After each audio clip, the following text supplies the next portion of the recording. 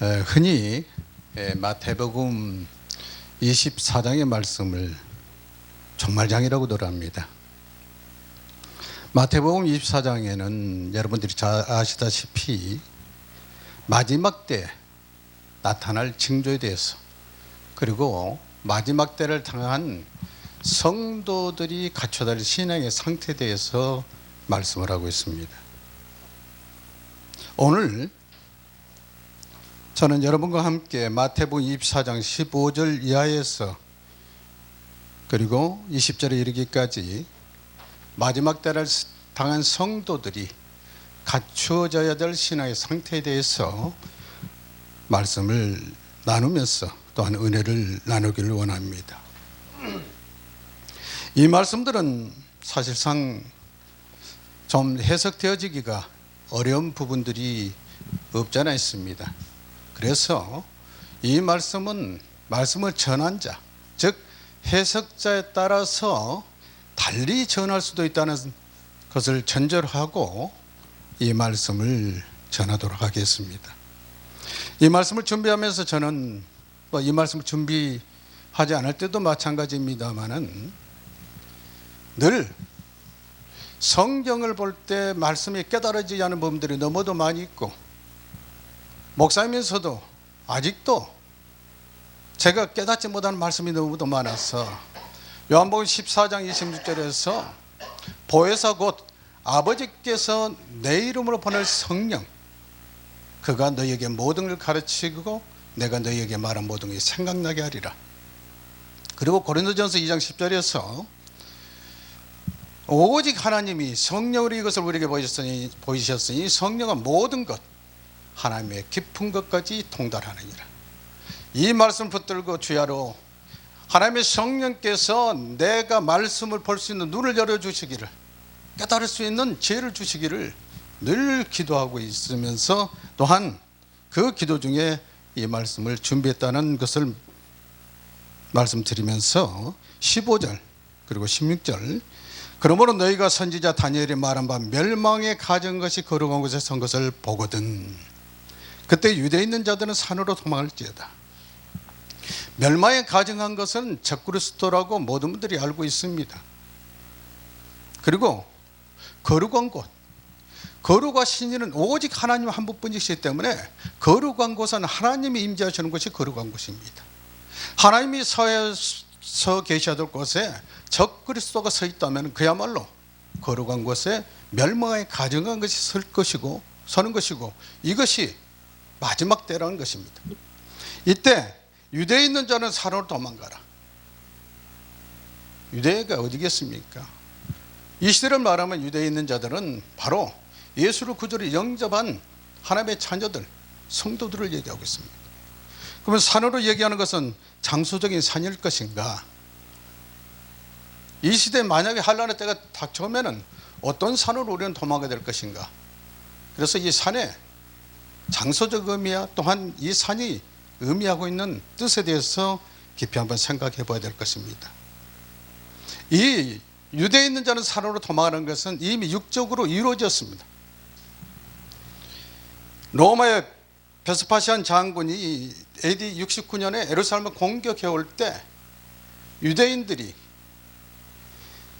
펠라라는 처녀는 요새가 있는 산으로 도망한 유대인들은 살았습니다.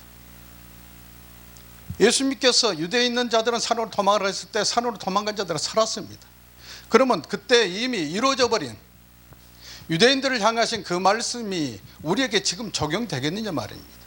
그러면 이 말씀은 영적으로 해석되어지고 우리는 그 영적으로 해석되어진 말씀을 깨닫고 그 의미를 우리는 되새게 될 것으로 합니다.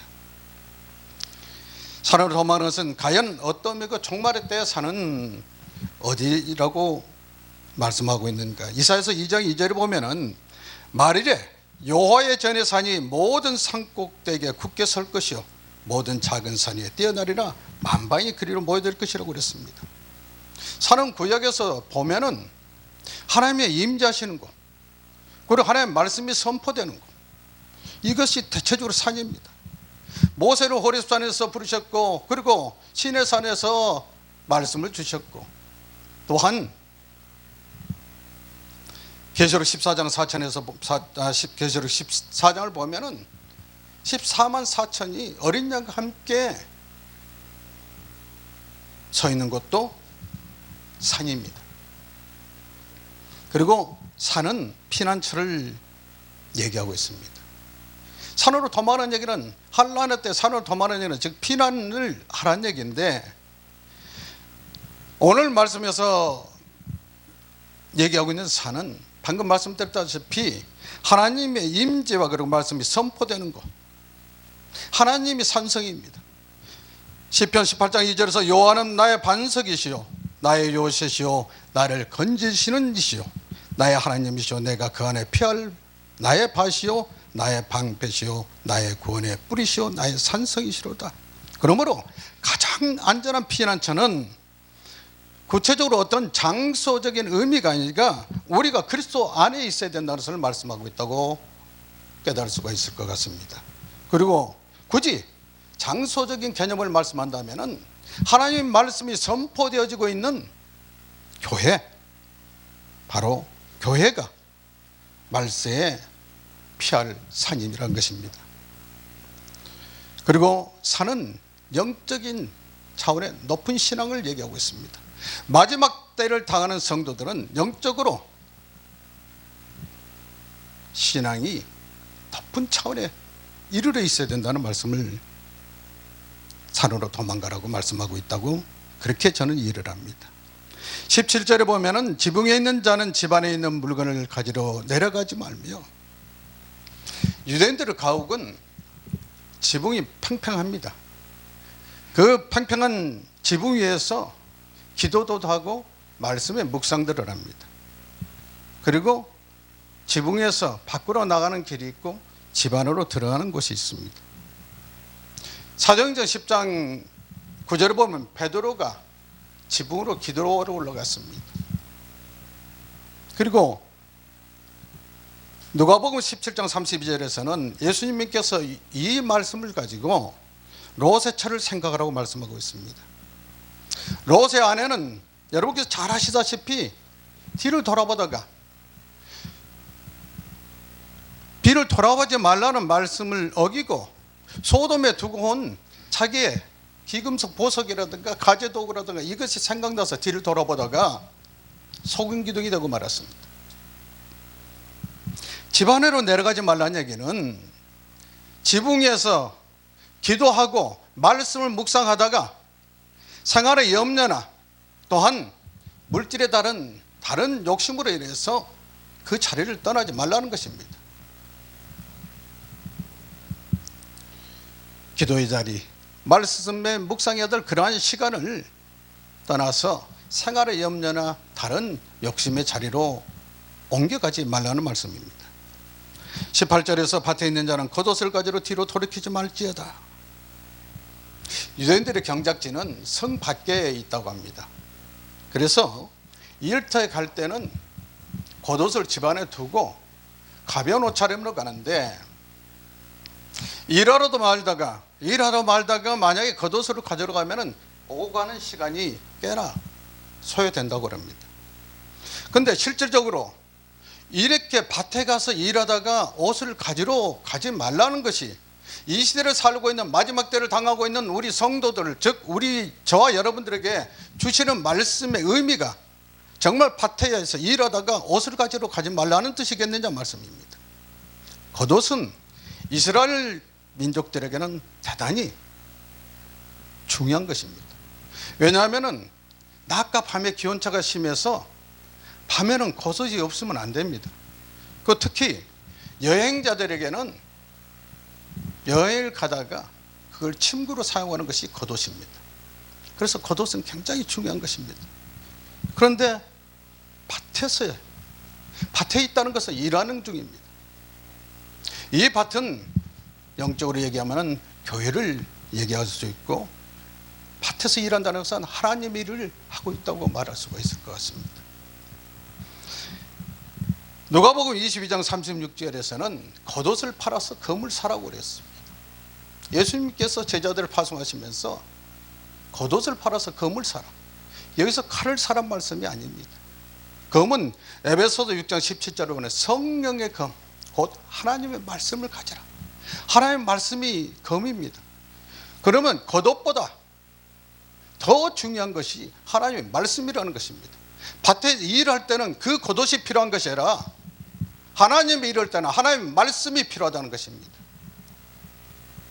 그리고 누가복음 9장 62절에서는 손에 쟁기를 잡고 뒤를 돌아보는 자는 하나님 나라에 합당하지 아니하다고 그랬습니다. 하나님의 일을 일하는 일꾼들, 이러한 일꾼들은 무엇이 우선돼야 되는 것인 것을 깨달으란 말씀입니다. 세상 것을 탐해서 세상 것의 염려로 하던 일을 중단하고 돌아가지 말고 맡겨진 일, 즉 밭을 갈고 씨를 뿌려야 될 일을 하고 있어야 될 하나님의 일꾼들은 그 일에 전념하라는 말씀입니다. 19절에 보면 그날에 아이벤 자들과 젖먹이는 자들에게 화가 있으리로다. 아이벤 자들과 젖먹이는 자들의 화가 있을 것이다. 제가 이 말씀 볼 때마다 도대체 이 말씀 무슨 뜻일까? 아니 도대체 그렇다고 말씀을 통해서 말씀 안에서 해석되어야 될 텐데 육적으로 해석되면 당연히 바로 할 수 있는 겁니다. 전쟁, 마지막 때는 전쟁과 기근이 있을 거니까 아이를 뱃고 젖먹이면 거동이 불편하니까, 그리고 마지막 때는 기근이 되니까 먹일 양식도 부족한데, 그래서 거동이 불편하고 먹을 양식 없는 이때는 애베고 아이에게 젖먹이는 자는 화가 있을 것이라는 당연한 건데, 과연 그러면 우리에게 이 마직 때 시집장가도 가지 말고 임신도 하지 말라는 거냐? 그런 말씀은 아닐 것이라는 것은 여러분들께서도 아시기 때문에 어쩌면 이 말씀을 읽으시면서 제가 예전에 가졌던 이 말씀의 의미가 무엇일까 하고 궁금해 하셨을 것입니다. 이 말씀 역시 육적으로는 이루어졌습니다. AD 70년에 로마 장군 디도가 예루살렘을 침공했을 때 아이벤 자들, 젖먹이는 자들이 도망을 가지 못하고, 그래서 많은 임산부들과 어리가 딸린 여자들이 무참하게 살육을 당했습니다. 따라서 이 말씀도 영적으로 해석되어진다면 아이벤 자도 여자고 젖을 먹이는 자도 여자입니다. 아이를 뱉다는 것은 씨를 받았다는 것입니다. 씨를 받았는데 누가복음 8장 11절에서는 씨는 하나님 말씀이라고 그럽니다. 우리가 여인을 교회로 얘기하고 또한 우리 성도들을 그리스도의 신부라고 얘기합니다. 그러면 우리는 하나님의 말씀을 받아서 그 말씀의 씨가 우리 안에 잉태되어졌습니다. 즉 복음을 잉태한 것입니다. 여자가 아이를 뵀으면 때가 되면 아이를 출산해야 됩니다. 만약에 아이를 뵀는데 때가 되었는데도 아이를 낳지 않고 그 아이가 계속 뱃속에 머무르고 있다면 아이도 죽고 산모도 죽습니다. 정말 화를 당하는 것이죠. 그러면 우리가 하나님의 말씀을 받아서 그 말씀의 씨가 우리 안에 잉태되었으니까 우리도 복음으로 출산을 해야 됩니다. 그래서 사도 바울은 갈라디아 4장 19절에서 나의 자녀들아 너희 속에 그리스도의 형상을 이루기까지 다시 너희를 위하여 해산의 수고를 한다. 해산을 수고를 한다는 얘기는 낳는다는 얘기입니다. 복음으로, 복음의 씨를 받았으니까 복음으로, 즉 해산의 수고를 한다는 건 전도하고 선교한다는 것입니다. 그리고 고린도전서 4장 15절에서는 그리스도 예수 안에서 복음으로써 내가 너희를 낳았다고 하고 있습니다. 이것이 출산입니다. 하나님의 말씀의 씨를 받은 우리가 그 복음을 증거하고 전파해서 하나님의 자녀들, 진리의 자녀들을 출산하는 것, 이것이 그야말로 해산의 수고입니다. 이와 같이 해산의 수고를 하지 아니하는 자들, 이런 사람들이 마지막 때 해를 당할 것이라는 것입니다. 그런 젖을 먹이는 자들은 어떤 사람이겠습니까? 말씀의 씨로 출산했으면 그 어린 신앙을 가진 자들을 저주로 양육해야 됩니다. 신선한 저주로 양육해야 됩니다. 베드로전서에서 바울은 신선한 저주로 양육했다 했습니다. 목자들은 그 어린아이를 부모가 양육하듯이 신자들을 말씀으로 양육을 해야 됩니다. 말씀으로 양육해야 되는데 젖 먹이는 자, 즉 말씀을 먹이는 자, 목자를 얘기합니다. 이 말씀을 저주로만 먹인다. 여기는 부드러운 말씀. 예수 믿으면은 복을 받고, 예수 믿으면 가정이 잘 되고, 범사가 잘 되고, 들어가도 복 받고 나가도 복 받고, 자식들의 앞날이 열리고 몸이 건강해지고 늘 복받는 말씀만 전합니다. 이때 성도들은 아멘하고 아멘 소리가 커지는데, 거기에 십자가를 지고 예수를 따라가고 좁은 으로 들어가라면 아멘 소리가 적어집니다. 말세에 하나님의 십자가의 복음, 종말에 선포되던 말씀들도 전해야 되는데, 오직 귀에 듣기 좋고 입에 맞는 그런 말씀만으로 성도를 양육한다면 성도들이 신앙이 자라질 않습니다. 히브리서 5장 12절은 때가 오래되었으므로 너희가 마땅히 선성이 되었을 터인데 너희가 다시 하나님의 말씀에 초보에 대하여 누구에게서 가르침을 받아야 할 처지이니 단단한 음식은 못 먹고 젖이나 먹어야 할 자가 되었도다. 어린애가 때가 되면은 젖을 먹다가 이유식을 먹다가 밥을 먹고 그리고 단단한 음식을 먹기까지 자라야 되는데, 그 어린아이가 자라지 않으면 미숙아라고 합니다. 신앙도 역시 때가 되면은 그리스도의 장성한 분량이 이르기까지 자라야 되는데, 그러기 위해서는 말씀을 신선한 젖으로부터 시작해서 단단한 음식에 이르는 그러한 종말의 복음도 먹여야 되는데, 오직 부드러운 것만 먹이고 있다면 성도들이 믿음이 자라지 않아서 환난의 때를 이겨내지 못합니다. 믿음이 그리스도의 장성분량 견고한 신앙이 이루어져야 환난의 때를 당할지라도 능히 이겨낼 텐데, 그러지 못하기 때문에 환난의 때를 화를 당하는 것이고, 그때 젖만 먹이고 있는 그러한 목자들이 화를 당할 것이라는 것입니다. 에베소서 4장 13절에서 14절에는 우리가 다 하나님의 아들을 믿는 것과 아는 일이 하나가 되어 온전한 사람을 이루어 그리스도의 장성한 분량이 충만한 데까지 이르리니 이는 우리가 이제부터 어린아이가 되지 아니하여 사람의 계수가 간산 유혹에 빠져 모든 교훈의 풍조에 밀려 요동치 않게 하려 함이라. 마지막 때에 거짓 선지자들한테 미혹당하지 않냐고, 세상 것에 욕심으로 인해서 말씀을 쫓아가냐고, 주님을 따르지 않냐고, 세상을 향해 나가지 않냐고, 환난인가 고난과 역경과 어떤 환경에 처했을지라도 오직 말씀을 붙들고 이길 수 있는 것은 그리스도의 장성한 분량까지 자란 신앙, 그러한 신앙을 가져야 된다는 말씀입니다.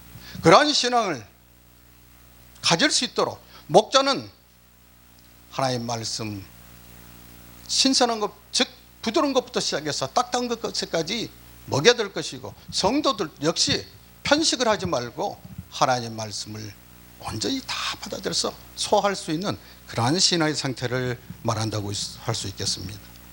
24장 20절에서는 너희가 도망하는 일이 겨울에나 안식일에 되지 않도록 기도하라.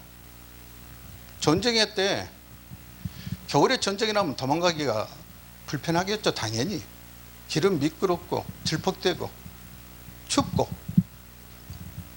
육적으로 생각하면 당연히 마지막 때 전쟁이 기근 이때에 겨울이 된다면, 그리고 안식일은 예배를 드려야 될 텐데, 이때 만약 그런 일이 발생한다면 어떻게 될 것인가. 그래서 겨울에는 안식일에 되지 않도록 기도하라. 정말로 그런 때를, 환경을 얘기하고 계시는 것인가. 이 역시 우리는 영적으로 이 말씀을 해석할 필요가 있다고 생각합니다. 겨울은 춥습니다. 그리고 모든 만물이 동면을 취하는 때입니다. 사람은 게으르고 나태해집니다. 따뜻한 것을 찾게 되고 비활동적입니다. 영적으로 겨울은 가난한 때를 얘기하고 있습니다. 말씀이, 즉 먹을 양식이 없어서 기근이 아니라 말씀이 없는 기근이라고 그랬습니다. 마실 물이 없는 기갈이 아니라 말씀이 없는 기갈입니다. 겨울 신앙은 말씀에, 영혼의 양식에 말씀이 없고 생명수가 없는 그러한 상태, 신앙의 상태를 우리는 겨울 신앙이라고 할 수가 있을 것입니다. 안식일에는 유대인들은 완전히 율법에 매인 사람들이기 때문에 일을 하지 않습니다. 쉽니다. 1.8km 이상을 나가지를 않습니다. 그래서 이건 역시 육적으로 BC 168년에 수리아 왕 안티오쿠스 에피파네스가 안식일에 쳐들어왔습니다. 안식일에 쳐들어오니까 율법에 매여 있는 유대인들이 도망도 가지 않냐고 무기를 들고 나가서 싸우질 않습니다. 일을 하면 안 되니까 무거운 들고 나서 나가지 않고 오직 앉아서 그대로 당합니다. 방음 하나다 그대로 당해. 그래서 몰살을 당합니다. 무방비 상태로 살육을 당하고 맙니다. 이것은 육적으로 이미 이루어진 일입니다. 그러면 과연 우리에게도 이러한 것을 얘기하고 있겠느냐? 이 말씀은 바로 마지막 때 우리의 신앙의 상태, 말씀이 없는, 그래서 영혼의 양식이 없는, 말씀이 없는 신앙, 그리고 생명수가 없어서 기갈한 그러한 신앙, 이런 신앙 상태가 되면 안 되겠다. 또한 안식일에는 일하지 않으니까, 즉 행하지 않는 믿음, 행하지 않는 믿음은 죽은 믿음이라고 그랬습니다. 우리는 마지막 때를 당해서 겨울 신앙이 되지 않도록, 그리고 안식일의 믿음, 즉 믿음이 없는 그러한 신앙이 되지 않도록 우리 자신을 점검해 봐야 될 것입니다. 하나님께서는 때를 만나든지 못 만나든지 말씀을 전파하라고 그랬습니다. 말씀의 씨를 받은 우리는 해산의 수고를 아끼지 말아야 됩니다. 복음을 들고 전파해야 됩니다. 그래서 하나님께서 우리에게 명하신 세계 모든 민족으로 제자를 삼아서 아버지와 아들과 성령 이름으로 세례를 베풀고 내가 너희에게 말한 모든 것을, 분반 것을 가르쳐 지키게 하라. 이 말씀을 마지막 때 주님이 오시는 그날까지 우리가 마땅히 감당해야 될 우리들의 사명인 것입니다. 이 말씀을 수행하기 위해서는 말씀했었던 대로 유대에 있는 자들은 산으로 도망가라. 즉 하나님의 성도들은 그리스도 안에 있어라. 늘 하나님과 함께하는 삶을 살으라. 지붕에 있는 자는 집 안에 있는 물건을 가지러 가지 마라. 기도와 말씀의 묵상의 자리를 떠나서 세상 것을 탐하고 세상의 염려 자리로, 그리고 생활의 염려 자리로 나가지 말라는 것입니다. 밭에 있는 자는 겉옷을 가지러 뒤로 돌이키지 말지어다. 하나님 일을 하다가 다른 거 무엇이 중요한디? 하나님의 말씀 일하는 것은 하나님의 말씀을 뿌리고 씨를 뿌리고 거두는 일, 그러한 일을 감당하고 있는 하나님의 자녀들은 세상 것을 향해서 돌이키지 말라는 것입니다. 그리고 그날에는 아이벤자들과 젖먹인 자들이 화가 있다. 환난의 때에 우리는 그때를 당할지라도 우리는 우리 안에 말씀을 받고 내 안에다가 그 은혜만 보관만 할 것이라 그 말씀을 전파해서 사도 바울이 해산의 수고를 했던 것처럼 우리들도 복음을 전파하는, 즉 해산의 수고를 아끼지 말아야 될 것입니다. 도망하는 이제 겨울에는 안식일이 되지 않도록 기도하라. 우리의 신앙의 상태가 겨울 신앙, 궁핍한 믿음이 약해져 버리는 그러한 상태, 그리고 행함이 없는 그런 믿음의 상태가 되지 않냐고. 언제나 우리가 때를 만나든지 못 만나든지 그 말씀을 듣고 전파라는 말씀대로 하나님께서 맡긴 사명을 감당하는 저 여러분이 되시기를 주님 이름으로 축원합니다. 주님이 언제 강림하실지는 천사도 모르고 아들도 모른다고 했습니다. 환난 때 우리들의 믿음의 상태가 겨울 신앙이나 즉 안식일의 믿음이 되지 않도록 예수님 이름으로 축원합니다.